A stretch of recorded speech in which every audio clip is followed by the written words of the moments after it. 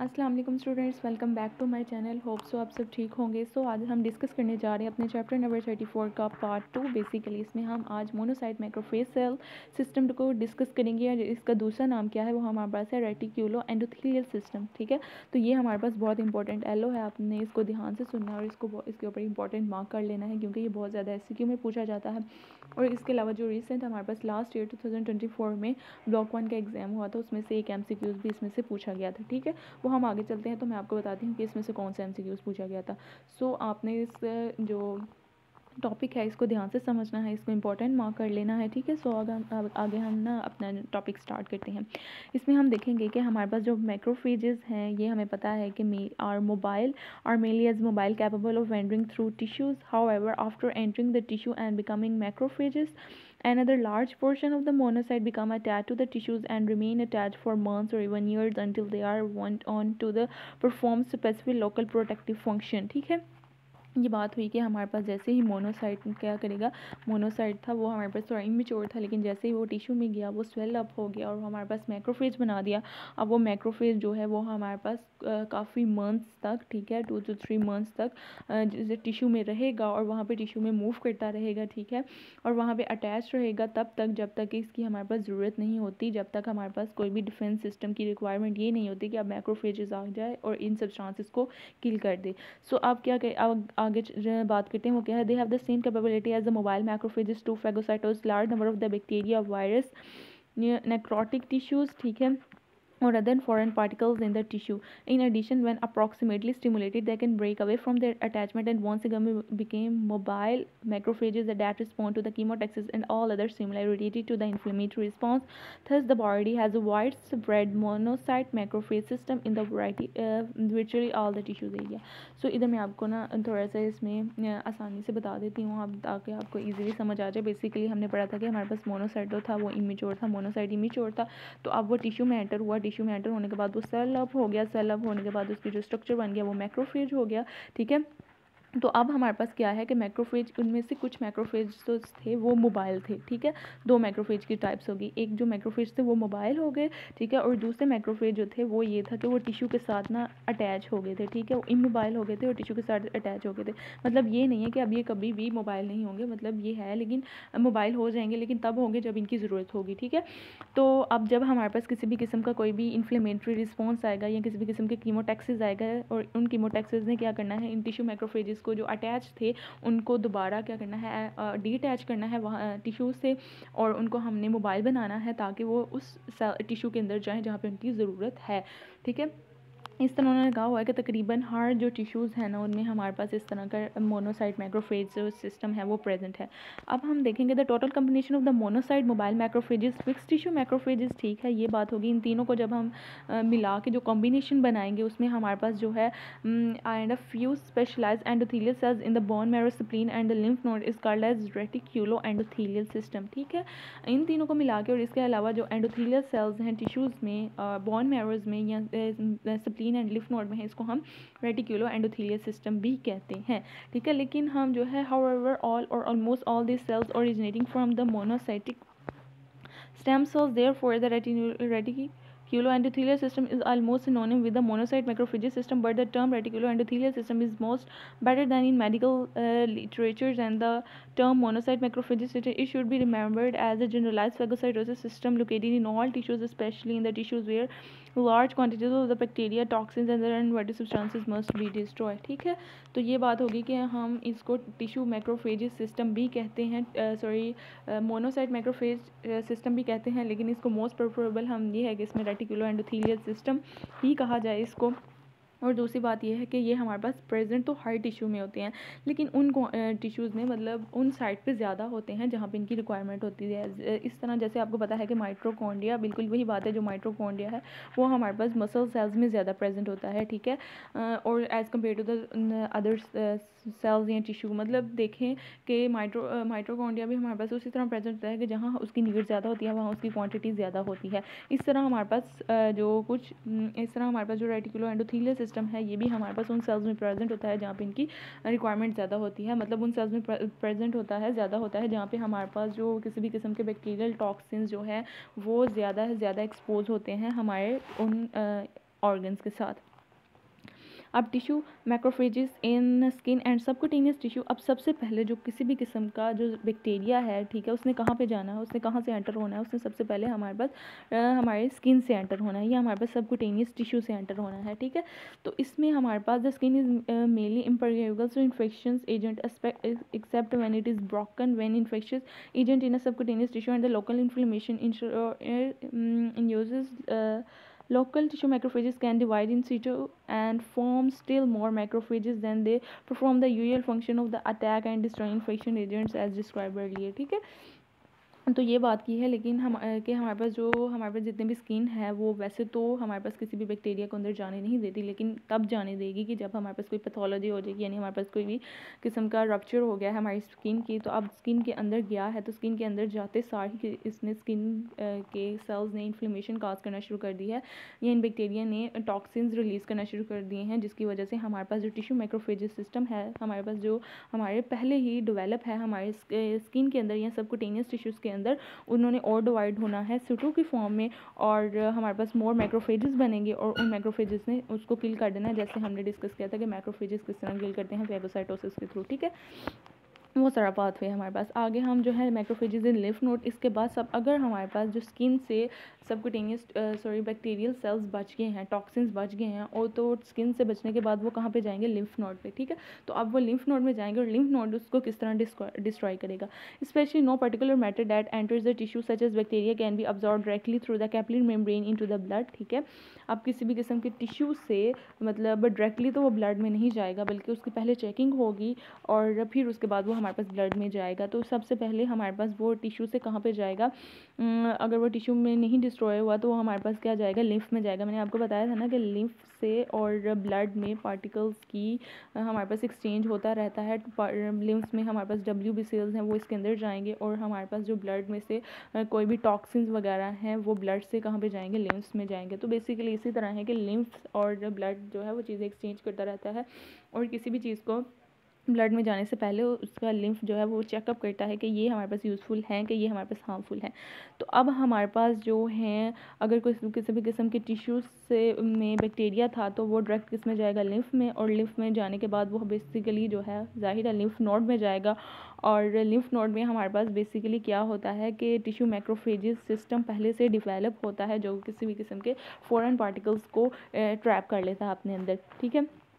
आगे हम देखते हैं कि यहाँ पे उन्होंने दिखाया हुआ through the lymph node capsules their afferent lymphatics thus flowing through the nodal medullary sinuses and finally pass out the hilus into the afferent lymphatics that eventually empty into the venous blood. Large number of the macrophages lines the lymph sinuses, and if any particles enter the sinuses by way of the lymph and the macrophages system them and prevent general dissemination through the body, ठीक है। आप देखें इधर ये है कि हमारे पास ये लिम्फ अफेरेंट है। अफेरेंट क्या है कि जहाँ से आती है कोई भी चीज़ हमारे पास अफेरेंट से, अब किसी भी किस्म का हमारे पास लिम्फ आया है, उन लिम्फ ने आगे से क्या करना है कि यहाँ पे हमारे पास क्या है, वाल्व्स हैं, वाल्व्स के थ्रू ये जाएगा हमारे पास अंदर जाएगा। तो अंदर ये हमारे पास क्या है, मेड्यूलरी कॉर्ड्स, ठीक है। ये मेड्यूलरी कॉर्ड्स में से मूव करेगा, मेड्यूलरी कॉर्ड्स से मूव करने के बाद ये क्या होगा, इस तरह सारे ये मेड्यूलरी कॉर्ड्स में मूव करेगा, और यहाँ पे हमारे पास साइनसेस हैं, ठीक है। ये है हमारे पास मेड्यूलरी साइनस, ठीक है। ये जो सारे ये हमारे पास कॉर्ड्स थे, लिम्फ कॉर्ड्स थे, मेड्यूलरी कॉर्ड्स थे। तो अब इसी में ही हमारे पास क्या होगा, ये है हमारे पास मेड्यूलरी साइनस, जो आपको इन्होंने रेड लाइन में दिखाया हुआ है ना, कि यहाँ से प्राइमरी नोड्यूल से हमारे पास जितने भी सारे लिम्फ, यहाँ से भी हमारे पास लिम्फ आ रहा है, तो इतने जितने भी हमारे पास यहाँ पे मेड्यूलरी साइनस है, ये वाले रेड वाले, ठीक है। तो इन मेड्यूलरी साइनस में हमारे पास टिश्यू मैक्रोफेजेस सिस्टम अटैच है, यहाँ पे जगह जगह चेक पॉइंट्स लगे हुए हैं, ठीक है।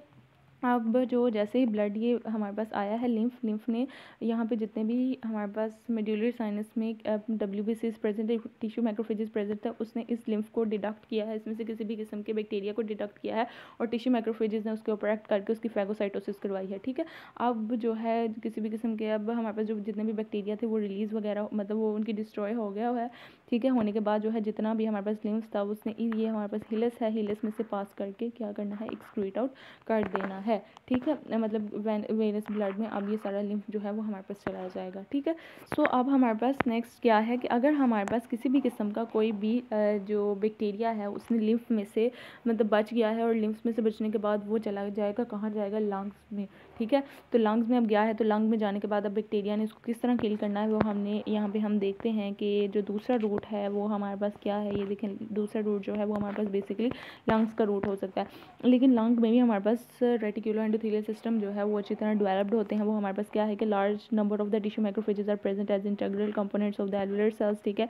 हमारे पास एल्वुलर सेल्स होते हैं लंग्स के अंदर, जहाँ पे हमारे पास इंटीग्रल कंपोनेंट्स जो होते हैं वो जो हम रेटिकुलर एंडोथेलियल सिस्टम है वो जो है वो अच्छे तरह से डेवलप्ड होता है, ठीक है। और ये क्या करते हैं, किसी भी एल्वुलाई में हमारे पास किसी भी किस्म के पार्टिकल्स जो होते हैं वो ट्रैप हो जाते हैं, ठीक है। मतलब कोई भी यूज़फुल या प्रोडक्ट जो है वो हमारे पास ट्रैप हो जाता है। अगर वो हमारे पास पार्टिकल डाइजेस्टेबल होता है तो उसको हमारे पास मैक्रोफेज डाइजेस्ट कर लेते हैं, लेकिन अगर कोई भी पार्टिकल जो है नॉट डाइजेस्टेबल है तो वो क्या होगा कि उसको हमारे पास टिश्यू मैक्रोफेजेस जो हैं वो गार्ड सेल्स कैप्सूल बना लेंगे उसके इर्द गिर्द, और उसको स्लोली डिजोल्व करते जाएंगे, ठीक है। सो बेसिकली ये है हमारे पास किसका, लंग्स का, ठीक है। अब लंग्स के बाद अगर हमारे पास वहाँ से भी कोई बैक्टीरिया बच गया है, लंग्स उसको किल नहीं कर पाया, तो अब वो जाएंगे लिवर में। तो लिवर में हमारे पास क्या होते हैं, कुफर सेल्स होते हैं। ये हमारे पास एक ऐसा रूट है यहाँ जहाँ पे बैक्टीरिया इन्वेड हो जाते हैं, ठीक है, बॉडी में थ्रू जीआईटी के थ्रू हमारे पास बैक्टीरिया जो आते हैं वो डायरेक्ट किस में आते हैं, लिवर में, ठीक है। तो हमारे पास क्या होगा कि large number of the bacteria from ingested food constantly pass through the GIT mucosa into the portal blood. Before the blood enters the general circulation, it passes through the livers and soils which are lined with the tissue macrophages called Kufar sales, ठीक है। कुफर sales होते हैं हमारे पास, जैसे यहाँ पे हमारे पास जिन्होंने दिखाया हुआ है कि ये हमारे पास लाइंड एपिथेलियम है और इसके दरमियान हमारे पास कुफर सेल्स है जिसको हम टिश्यू मैक्रोफेजेस वगैरह इसमें इसकी कंपोजिशन है। ये जितने भी किस्म के जो भी सब्सटेंस जो है वो उसने डाइजेस्ट होना है, उसमें से किसी भी किस्म के कोई भी हमारे पास हार्मफुल ऑब्जेक्ट है तो ये कुफर सेल्स उसको डिडक्ट करके उसको हमारे पास क्या कर देती हैं, फैगोसाइटोसिस करवा देती हैं। इसके अलावा हमारे पास मैक्रोफेजेस अगर bone and spleen and bone marrow में भी जा सकते हैं, तो अगर वो स्प्लीन एंड बोन मैरो में गए तो उनकी हमारे पास डिस्ट्रक्शन किस तरह होगी।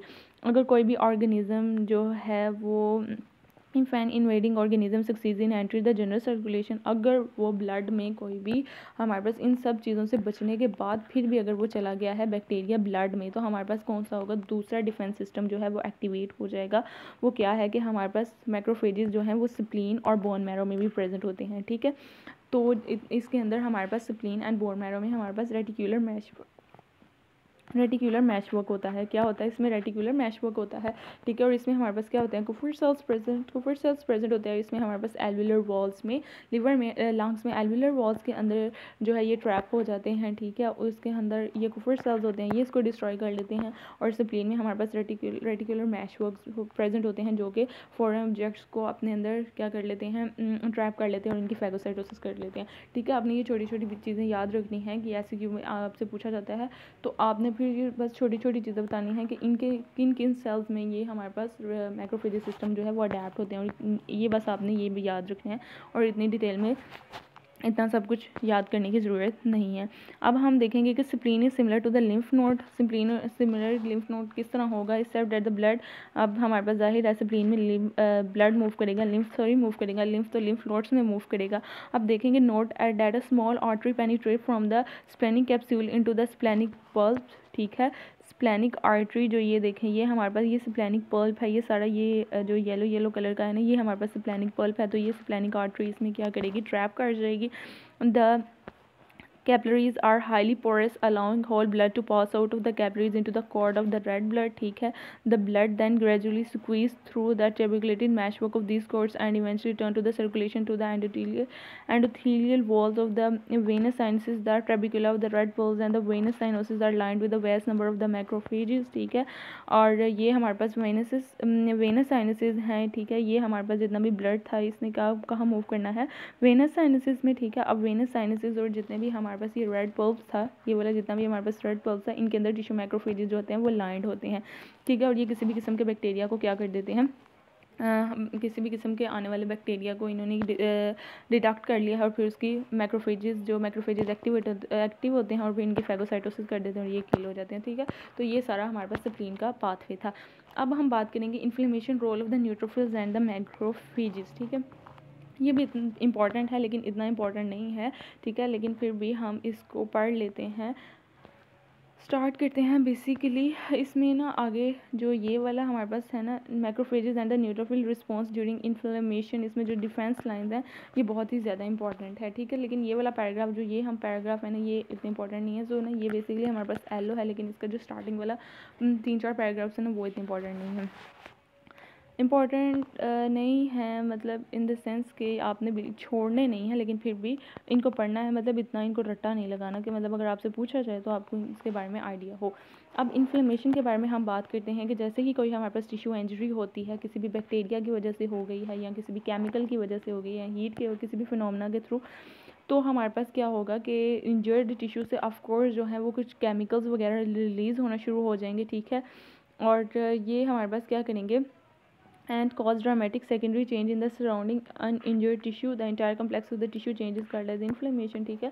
अब जो इंजर्ड टिश्यूज़ वगैरह रिलीज़ हुए हैं उस इंजर्ड सेल से, तो सॉरी जो हमारे पास टिश्यूज़ या कुछ भी केमोटैक्सिस आप कह लें वो रिलीज़ हुए हैं, तो वो उन्होंने जो इर्द गिर्द अनइंजर्ड टिश्यूज़ हैं उनके ऊपर भी इफ़ेक्ट करना है, यानी उनकी भी चेंज को थोड़ा सा चेंज करना है। तो ये जो कॉम्प्लेक्स सिस्टम है इसको हम क्या कहेंगे, टिश्यूज़ का, कि एक के चेंज होने की वजह से, एक ही इंजरी होने की वजह से जो इर्द गिर्द के सेल्स जो उसकी वजह से इफेक्ट हुए, इस कॉम्प्लेक्सेस को हम क्या कहेंगे, इन्फ्लेमेशन। तो इन्फ्लेमेशन जो है वो किस तरह कैरेक्टराइज होगी, कि बेसिकली इन्फ्लेमेशन को हम किस तरह कैरेक्टराइज करेंगे, हमारे पास vasodilation of the local blood vessel will constant increase local blood flow, ठीक है। अब increase permeability of the capillaries, ठीक है, allowing leakage of the large quantity of the fluid into the interstitial space, often clotting of the fluid into the interstitial space because of increased amount of the fibrinogens and other protein leaking from the capillaries, migration of the large number of the granulocytes and monocytes in the tissue, and swelling of the tissue cells. Some of many tissue products that cause these reactions are histamine, bradykinin, serotonin, prostaglandin, several different reaction products of the complement system reaction product of the blood clotting system, and multiple substances called as lymphokinesis that are released by the sensitized lymph tissue immune system.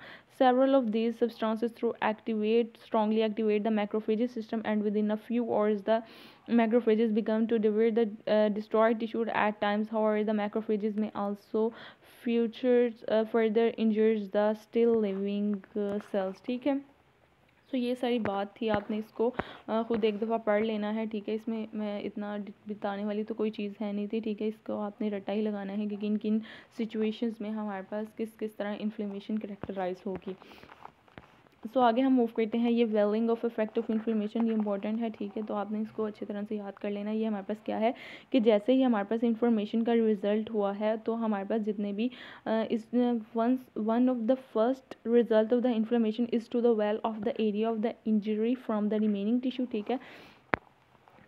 अब आगे हम बात करते हैं, वो क्या है हमारे पास, the tissue spaces and the lymphatics in the inflamed area are blocked by the fibrinogen clots, so that after a while fluids barely flows through the spaces. The welling of process delays the spread of the bacteria of the toxic product, ठीक है। तो ये हमारे पास basically welding of क्या होता है, किसी भी किस्म की किसी भी अगर कोई एक बैक्टीरिया इंजर्ड हुआ है तो उसकी एक सेल इंजर्ड हुआ है किसी एक बैक्टीरिया की वजह से, तो हमारे पास दूसरा सेल जो है वो उसके इफेक्ट से बच जाए, या फिर वो बैक्टीरिया जो है वो इसकी तरफ मूव ना करे इस सेल की तरफ, तो हमारे पास एक वेल ऑफ अफेक्ट आना शुरू हो जाता है, ठीक है। अब इसमें क्या होता है कि हमारे पास एक फिब्रिनोजन क्लॉट बनना शुरू हो जाता है, ठीक है, जो इसको सेपरेट कर देता है, एक इंजर्ड सेल को अनइंजर्ड सेल से सेपरेट कर देता है। अब जो है ये जो चीज़ इसमें देखते हैं कि intensity of the inflammatory process is usually proportion to the degree of the, ठीक है। इन्फ्लेमेटरी प्रोसेस जो है वो डिग्री के ऊपर, टिश्यू इंजरी की डिग्री के ऊपर डिपेंड करेगा। जैसे कि हमारे पास स्टेफिलोकोकाई invade tissue, they release extremely lethal cellular toxin. As a result, inflammation develops rapidly, ठीक है। ये वही बात है कि हमारे पास इन्फ्लेमेटरी रिस्पॉन्स और इंजर्ड टिश्यू जो है डिग्री वो उसके डायरेक्टली प्रोपोर्शन है। आगे हम बात करेंगे macrophages and neutrophil response during an inflammation, ठीक है। ये बहुत इंपॉर्टेंट SCQ है, आपने इसको ध्यान से समझना है, ठीक है। ये इंपॉर्टेंट है, बहुत ज़्यादा पूछा जाता है। अब हम tissue macrophages provide first line of defence against infections, ठीक है। With in minutes after inflammation begins, ठीक है, इन्फ्लेमेशन मतलब कुछ ही मिनट के बाद, जैसे भी कोई इंजरी हुई है तो हमारे पास इन्फ्लेमेशन तो उसके थोड़े ही सेकंड्स या मिनट्स के बाद जो है वो स्टार्ट होना शुरू हो जाती है। इस पर डिपेंड करता है कि हमारे पास इन्फ्लेमेशन मतलब हमारे पास डिग्री ऑफ इंजरी कितनी है, तो उसका इन्फ्लेमेशन रिस्पॉन्स भी उतना होगा। The macrophage is already present in the tissue, whether histiocytes in the subcutaneous tissue, alveolar macrophages in the lungs, ठीक है, microglia in the brains। अब ये वो सारी स्पेसेस उन्होंने बताई हुई हैं जहाँ पे हमारे पास मैक्रोफेजेस प्रेजेंट होते हैं। ये हमारे पास किसी भी किस्म के, अब हमारे पास कीमोटैक्सिस रिलीज़ होना शुरू हुए हैं तो उसकी वजह से हमारे पास जो है मैक्रोफेजेस एक्टिवेट हुए हैं। अब क्या हुआ है कि अब next many of the previously sessile macrophages break loose from their attachments and become mobile, ठीक है। पहले तो हमारे पास जितने भी मोबाइल मैक्रोफेजेस थे उन्होंने करना शुरू किया है टिश्यू के अंदर ही, लेकिन जैसे उन्होंने महसूस किया है कि अब ये मतलब मोबाइल मैक्रोफेजेस के अलावा हमें दूसरे मैक्रोफेजेस की ज़रूरत है, तो हमारे पास जितने भी सेसाइल मैक्रोफेजेस हैं या जितने भी अटैच मैक्रोफेजेस से टिश्यूज़ के साथ उन्होंने वो वहाँ से डी अटैच हुए हैं और वहाँ पे वेंडरिंग करना शुरू कर दिया और जितने भी बैक्टीरियाज थे उनको किल करना शुरू कर दिया है। अब फिर भी हमारे पास नंबर ऑफ़ बैक्टीरिया इतने इनफ नहीं होंगे, ठीक है, तो हमारे पास कोई और सिस्टम भी एक्टिवेट होगा, ठीक है। अब मतलब इतने एक्टिव मतलब इतने ज़्यादा वो बैक्टीरिया को किल नहीं कर पाएंगे, लेकिन फिर भी हमारे पास जो है ज़ाहिर है इनको किसी और चीज़ की भी साथ सपोर्ट चाहिए, लेकिन फिर भी ये कुछ हद तक लाइफ सेविंग है, यानी कुछ हद तक जो बॉडी को मतलब टाइम देंगे कि अब तुम दूसरे सिस्टम को एक्टिवेट करो। अब जो हमारे पास न्यूट्रोफिल इन्वेजन, अब इसके बाद जो है सेकेंडरी लाइन ऑफ डिफेंस इसमें क्या होगा कि न्यूट्रोफिल ने आना शुरू कर दिया है। विद इन द फर्स्ट और so after the inflammation begins large number of the neutrophil begin to inflame the inflame area from the blood, ठीक है। This invasion is caused by the inflammatory cytokines e g. Tumour necrosis factor and interleukin 1 and other biochemical product produced by the inflamed tissues that initiates the following reaction, ठीक है। तो अब ये है कि हमारे पास जैसे ही सेकेंडरी रिस्पॉन्स किस तरह होगा कि हमारे पास सेकेंडरी रिस्पॉन्स बेसिकली जो है हमारे पास न्यूट्रोफिल्स की वजह से होना शुरू हो जाएगा। न्यूट्रोफिल्स किस तरह रिलीज़ होंगे, न्यूट्रोफिल्स किस तरह टिश्यू के अंदर आएंगे, वो बेसिकली हमारे पास इन्फ्लेमेटरी साइटोकिन्स होंगे, ठीक है। ये या फिर हमारे पास इंटरल्यूकिन 1 वगैरह होंगे, ठीक है।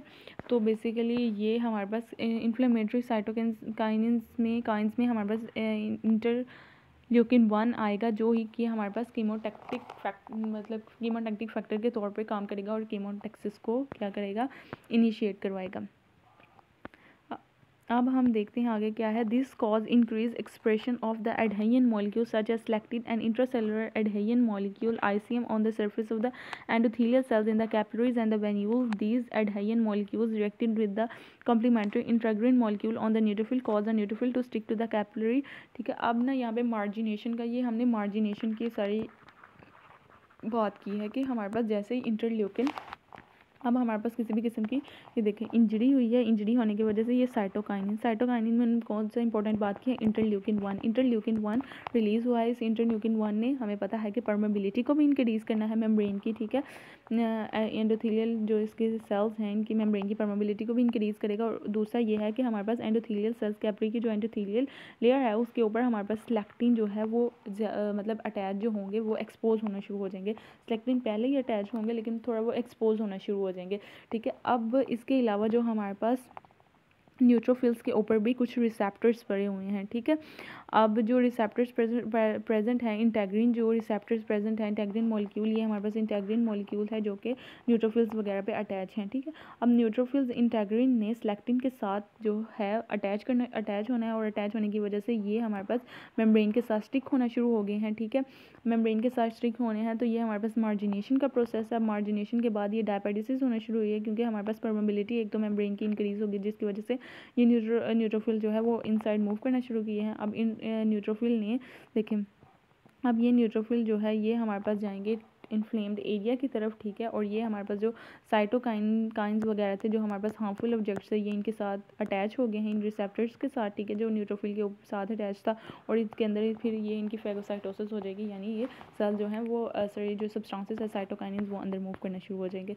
आगे हम नेक्स्ट देखते हैं कि हमारे पास they also cause the intercellular attachment between the endothelial cells of the capillaries and small venules to loosen allowing opening large enough for neutrophils to grow through the capillaries by diabetes in the tissue, ठीक है। ये वही बात है जो मैं आपको बता चुकी हूँ। तीसरी हमारे पास क्या है कि कीमोटैक्सिस जो हैं of the neutrophils toward the injured tissue. As explained earlier, the entire process of the neutrophil or other substances and cells such as monocyte translocation through the capillaries into tissues surrounding them is called as extravasation.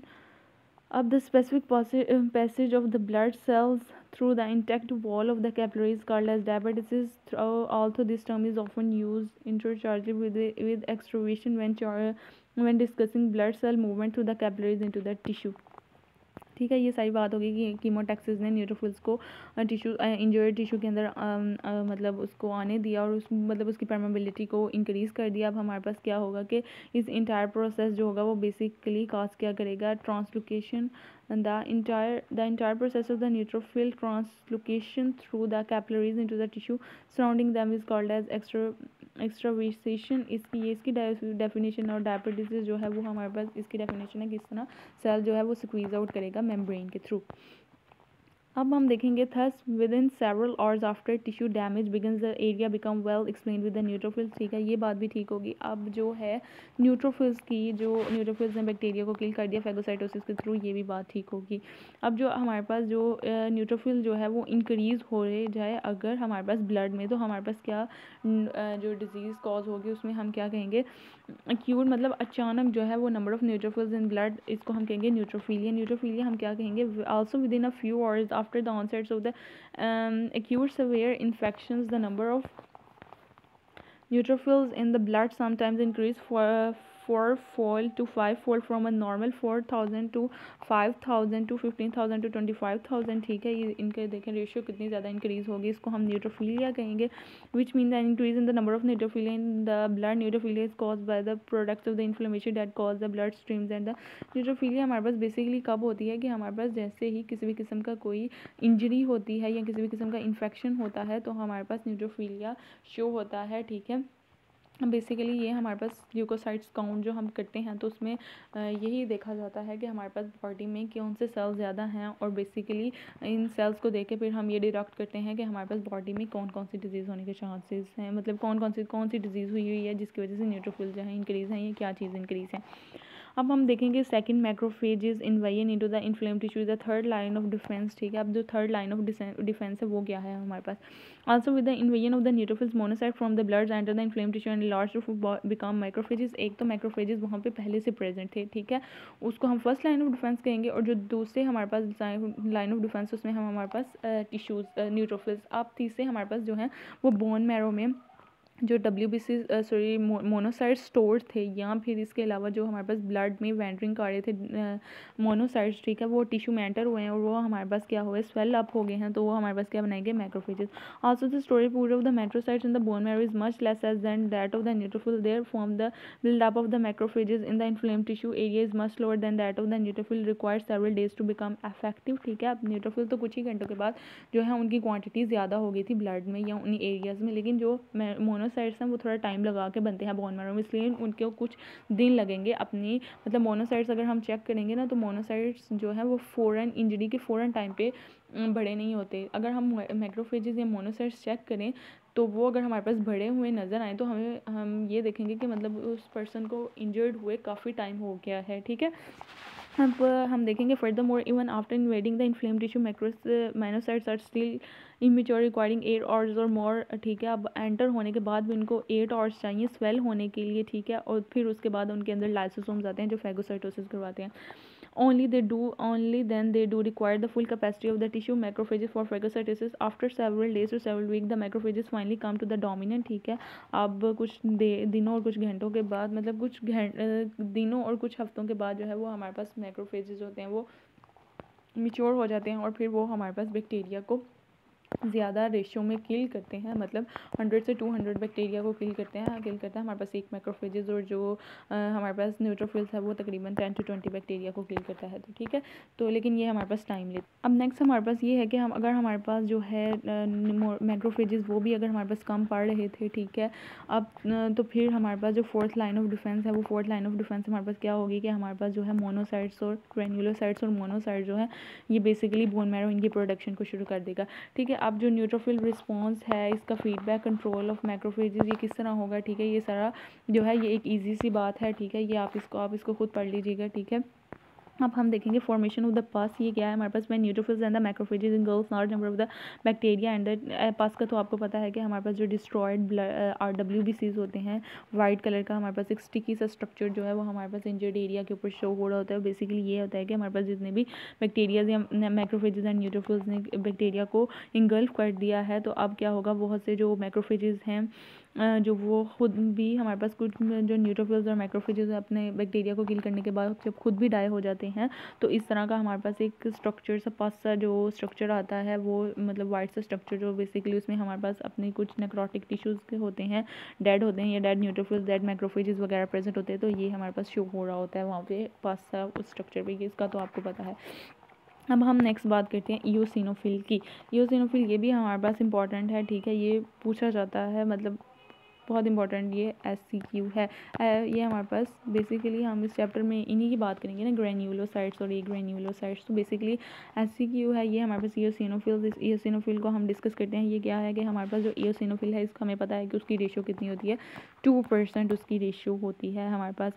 अब eosinophil जो है वो हमारे पास phagocytosis थोड़ी कम करता है and they exhibits chemocytosis, but in comparison with the neutrophil it is doubtful that eosinophil are significant in protecting against the usual type of infection जो है। अब जो हमें पता है न्यूट्रोफिल तो तब हमारे पास एक्टिवेट होता है जब किसी भी किस्म का इन्फेक्शन होता है, तो ईओसिनोफिल भी तब एक्टिवेट होता है जब हमारे पास इन्फेक्शन होता है। लेकिन ये हमारे पास डाउट है कि ईओसिनोफिल जो है वो एक्टिवेट, मतलब ईओसिनोफिल कुछ हद तक, मतलब बहुत थोड़ा एक्टिवेट होता है, कुछ थोड़े से ईओसिनोफिल एक्टिवेट होते हैं। लेकिन ईओसिनोफिल कब हमारे पास एक्टिवेट ज़्यादा होते हैं, बेसिकली जब हमारे पास किसी भी किस्म का पैरासाइटिक इन्फेक्शन होता है, जैसे हम मलेरिया वगैरह की बात करते हैं, तो ये मलेरिया पैरासिटिक इन्फेक्शन है, तो तब जब हमारे पास किसी भी किस्म का पैरासिटिक इन्फेक्शन होता है तो हम उसमें ईओसिनोफिल का लेवल रेज कर देगा। यानी अगर हम ल्यूकोसाइट काउंट करें, अगर हम किसी भी पेशेंट की CBC करवाएं या उसको leucocyte count, total leucocyte count करवाएं, तो अगर उसमें ईओसिनोफिल का लेवल रेज मिले तो आप मुझे कमेंट पे बताएं कि उस पेशेंट को क्या डिजीज़ हो सकती है, मतलब किस किस्म का उसको इन्फेक्शन हो सकता है। Up although most parasites are too low to be phagocyted by eosinophil or other phagocytic cells, eosinophils attach themselves to the parasite by the way of the special surface markers and release substances that kill many of the parasite। ये हमें पता है कि हमने पढ़ा आगे कि जो eosinophils हैं वो बेसिकली phagocytosis करवाते हैं, तो इनका फिर जाहिर है किलिंग का कोई और पाथवे होगा, वो इस तरह होगा कि हमारे पास ये सब्सटेंसेस को जो है वो मतलब बैक्टीरिया को अपनी मेम्ब्रेन के साथ अटैच करते हैं और फिर अटैच करने के बाद जो है वो केमिकल्स रिलीज़ करना शुरू कर देते हैं, जो कि जैसे हमने पढ़ा था कि हमारे पास जितने भी बैक्टीरियोसाइडल एजेंट्स थे, ठीक है, या हमारे पास ऑक्सीडाइजिंग एजेंट थे, तो इस तरह के कुछ एजेंट्स वगैरह की रिलीज़ होना शुरू हो जाते हैं जो इन बैक्टीरिया को, पैरासाइट्स को किल कर देते हैं। हम वाइड स्प्रेड एक इन्फेक्शंस था, ठीक है, शिस्टोसोमाटिस, इसमें हमारे पास पैरासिटिक इन्फेक्शन है जो कि हमारे पास इन्होंने बताया हुआ है कि अफ्रीका और एशिया वगैरह में ज़्यादा होता है। इसमें हम जो है बेसिकली ये अफ्रीकन में ज़्यादा ये इन्फेक्शन होता है, ठीक है। अब जो हमारे पास schistosome parasitic worm can invade any part of the body, eosinophils attack themselves through the juvenile form of the parasite and kill many of the time, ठीक है। eosinophil बैक्टीरिया बॉडी के अंदर, पैरासाइट बैक्टीरिया बॉडी के अंदर गए, eosinophil activate हुए, eosinophil ने उसको किल कर दिया। अब जो हमारे पास किलिंग होगी वो थोड़ी उन्होंने बताई हुई है कि eosinophil किलिंग किस तरह करेंगे कि हमारे पास हाइड्रोलिटिक एंजाइम्स जो है वो रिलीज़ होना शुरू हो जाएंगे। हमें पता है लाइसोसोम के अंदर हाइड्रोलिटिक एंजाइम्स जो प्रेजेंट होते हैं। ये इसके अलावा हमारे पास क्या है, probably also by releasing highly reactive oxygen, यानी अब हमारे पास ये oxidise highly reactive oxygen species ये रिलीज़ करना शुरू कर देंगे, जो कि पैरासाइट्स के लिए बहुत ही ज़्यादा लीथल है, ठीक है। और इसके अलावा हमारे पास कुछ ग्रेन्यूल्स रिलीज़ होंगे जो हमारे पास वो लार्वासीडल हैं पॉलीपेप्टाइड के लिए, उनको हम क्या कहेंगे, मेजर बेसिक प्रोटीन्स हमारे पास रिलीज़ होना शुरू कर देंगे, ठीक है। अब जो है वो यही बात है। अब हम आगे देखते हैं इसमें क्या है हमारे पास। eosinophil also has a special propensity to collect in tissues in which allergic reactions occurs, ठीक है। ये allergic reaction में भी हमारे पास ज़्यादा अकर होना शुरू हो जाता है, जैसे हमारे पास peribronchial tissue of the lung in people with asthma, ठीक है। एज्मा भी पता है कि पेशेंट्स को एलर्जी होना शुरू हो जाती है, उनके जो ब्रोंक्यूल्स हैं, ठीक है, उसमें हमारे पास ज़्यादा से ज़्यादा पास क्रिएट होना शुरू हो जाती है, ठीक है। तो ये भी हमारे पास एक स्किन एलर्जिक रिएक्शन है, उसके लिए भी हमारे पास जो हम देखेंगे कि eosinophil का लेवल जो है वो रेज मिलेगा हमारे पास। इसके अलावा the mast cells and the basophils release and eosinophil chemotactic factors. अब जो मास्ट सेल्स और बेसोफिल हैं ये भी कीमोटैक्टिक फैक्टर्स कुछ ऐसे कीमोटैक्टिक फैक्टर्स रिलीज़ करेंगे जो eosinophil को अपनी तरफ अटैच करेंगे, ठीक है। और eosinophils जो है ये अब हमारे पास क्या करेगा, डिटॉक्सीफाई करेगा उन केमिकल्स को, ठीक है, और उनको फैगोसाइटोसिस करवाएगा और या हमारे पास डिस्ट्रॉय करेगा एलर्जिन एंटीबॉडीज़ कॉम्प्लेक्स और किसी भी किस्म के इन्फ्लेमेटरी रिस्पॉन्स को ज़्यादा स्प्रेड होने से रोकेगा। अब हम नेक्स्ट मूव करते हैं बेसोफिल्स में, ठीक है। ये आप याद रखिएगा, ठीक है, ये बहुत ज़्यादा पूछा जाता है। अगर आपके कॉलेज के ब्लॉक होंगे तो उसमें आपसे पूछा जाएगा कि कोई भी डिजीज़ बताई होगी पेशेंट को, और आपसे पूछा जाएगा कि अब इस पेशेंट में कौन से ऑर्गन्स कौन से सेल्स जो हैं वो हमारे पास अब एक्टिवेट होना शुरू हो जाएंगे, ठीक है। तो बेसिकली हम इसमें हमारे पास इयोसिनोफिल में वैसे तो पैरासाइटिक इन्फेक्शन ही ज़्यादा पूछा जाता है, किसी भी किस्म का पैरासाइटिक इन्फेक्शन का नाम ले लिया जाता है, ठीक है। बेसिकली मलेरिया का वो कह देते हैं, ठीक है, क्योंकि ज़्यादा तो मलेरिया का ही सबको पता है। पैरासाइटिक इन्फेक्शन का वो कह के वो कहते हैं कि इसमें अभी 21 हमारे पास WBCs का लेवल रेज होगा, या इसके अलावा हमारे पास कुछ थोड़ी सी एलर्जिक स्किन रिएक्शंस होते हैं, उनकी बात कर लेते हैं। ये अब हम बात करेंगे बेसोफिल्स के। तो हमारे पास बेसोफिल्स हैं, ये भी ज़ाहिर है सर्कुलेट कर रहे हैं इन द बॉडी, ठीक है। एंड बेसोफिल्स का आपको पता है 0.4% होते हैं, and similar to the mast cells located immediately outside many of the capillaries in the body, ठीक है। बिल्कुल इनकी जो स्ट्रक्चर है वो मास्ट सेल से जो है वो हमारे पास एक मास्ट सेल के जैसा होता है। और ये मास्ट सेल्स और जो हमारे पास बेसोफिल है ये liberate heparin into the blood. Heparin is the substance that can prevent, ठीक है, हैपरिन को लिबरेट करते हैं। और हैपरिन का आपको पता है कि हैपरिन जो है वो ब्लड कोगुलेशन को प्रिवेंट करता है, ठीक है। ये हैपरिन हमारे पास एंटी कोगुलेंट के तौर पे एक्टिवेट होता है। अब जो है the muscles and the basophils also release histamines as well as smaller quantity of the bradykinin and serotonin. It is mainly the muscles in inflame tissue that release this substances during inflammation, ठीक है। अब inflammation के जब हमारे पास release होता है तो हम ऊपर मैंने आपको बताया है कि इन्फ्लेमेशन जब हो रही होती है, ठीक है, उस पैराग्राफ में हमने पढ़ा था कि इन्फ्लेमेशन के वक्त हमारे पास ब्रेडिकाइनिन, सेरोटोनिन और हिस्टामिन जैसे हमारे पास कीमोटैक्टिक फैक्टर्स रिलीज होना शुरू हो जाते हैं, ठीक है। तो ये हमारे पास जो मास्ट सेल्स और बेसोफिल सेल्स हैं, इन्होंने क्या करना है कि हमारे पास किसको रिलीज, मास्ट सेल और बेसोफिल सेल, हमने ये भी पढ़ा कि इयोसिनोफिल को भी एक्टिवेट करेगा, और ये थोड़ा सा हमारे पास एलर्जिक रिएक्शन में बेसिकली बेसोफिल्स एलर्जिक रिएक्शन में एक्टिवेट होंगे, ठीक है। तो because the type of the antibody that cause allergic reaction immunoglobin has a special personality to become attach to the mast cells and the basophils, ठीक है। Then when the specific antigen for the specific antigen a antibody complex react with the antibody, ठीक है। अब ये हमारे पास क्या करेगा कि हमारे पास इम्यूनोग्लोबिन जो है वो क्या अटैच करेगा, किसके साथ, मास्ट सेल्स के साथ और बेसोफिल्स के साथ, ठीक है। अब हमारे पास resulting attachment of the antigen to antibody cause the mast cell और basophils to release increase number of the histamine, bradykinin, serotonin, ठीक है। और ये सारा प्रोसेस वगैरह शुरू हो जाएगा, और फिर हमारे पास सेवरल लाइसोसोमल एंजाइम रिलीज़ होंगे, जिसकी वजह से उस फैगोसाइटोसिस होगी, उस एलर्जी रिएक्शन की, मतलब एलर्जिक सब्सटेंस की, और फिर उसकी डेथ हो जाएगी।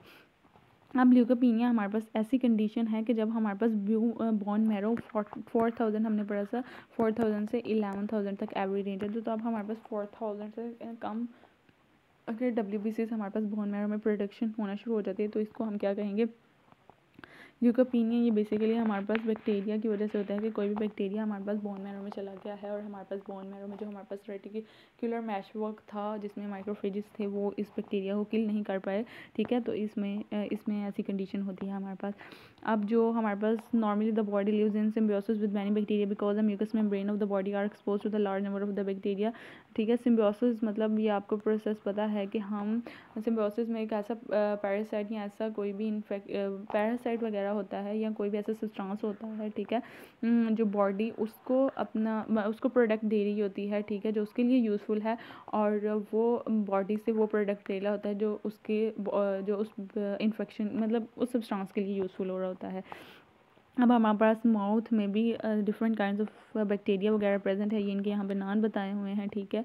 और ये सारी बैक्टीरियाज जो हैं हमारे पास the distal gastrointestinal tract is especially loaded with the colon bacilli. Furthermore, one can always find bacteria on the surface of the eyes, ठीक है। यहाँ सारे हमारे पास बैक्टीरिया प्रेजेंट हैं, ठीक है। इन भी ये बातें चीज़ें बताई हुई हैं। Within 2 days after the bone marrow stop releasing WBCs ulcer may appears in the mouth and the colon और some forms of the respiratory infection, ठीक है। जब हमारे पास ये सारे बैक्टीरिया यहाँ पर प्रेजेंट होते हैं, लेकिन उनको हमारे पास WBCs जो है वो उनको मेनटेन करके रखता है, ठीक है, उनको ज़्यादा नहीं होने देता, इन्फेक्शन काज नहीं करने देता।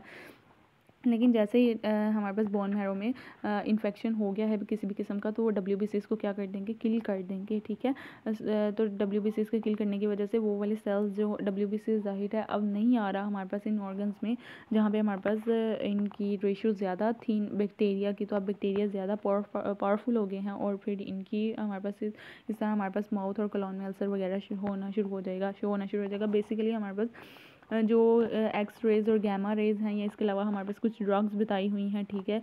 ये सारी हमारे पास ड्रग्स हैं, ये इनके आपने नाम याद कर लेने हैं। इनकी वजह से हमारे पास जो ल्यूकोपीनिया होता है, ठीक है। अब ल्यूकीमिया हमारे पास वो क्या है कि हमारे पास RBCs जो है वो increase number of the uncontrolled number of the cell बनाएंगे, ठीक है। बेसिकली वो भी म्यूटेंट बनाएंगे, मतलब सही वाले नहीं बनाएंगे, म्यूटेंट WBCs बनना शुरू हो जाएंगे हमारे पास। जो अब दो तरह के हमारे पास ल्यूकीमिया होते हैं। एक तो अगर हमारे पास मान लो हम लिम्फोसिटिक लीनेज के थ्रू जो हमारे पास लिम्फोसाइट्स वगैरह प्रोड्यूस हो रहे हैं, तो उसको हम क्या कहेंगे, लिम्फोसिटिक ल्यूकीमिया, ठीक है।